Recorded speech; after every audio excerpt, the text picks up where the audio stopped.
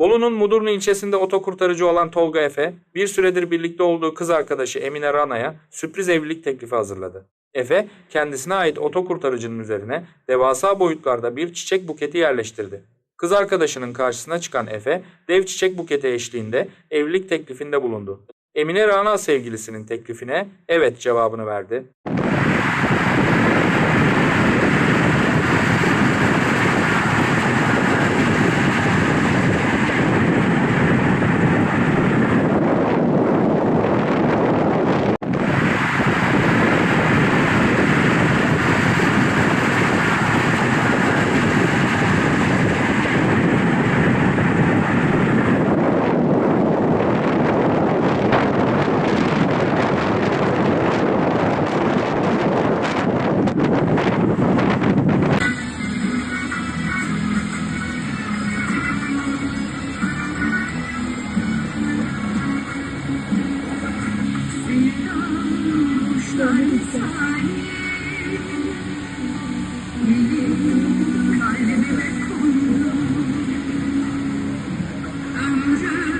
Kışlar gibiydi,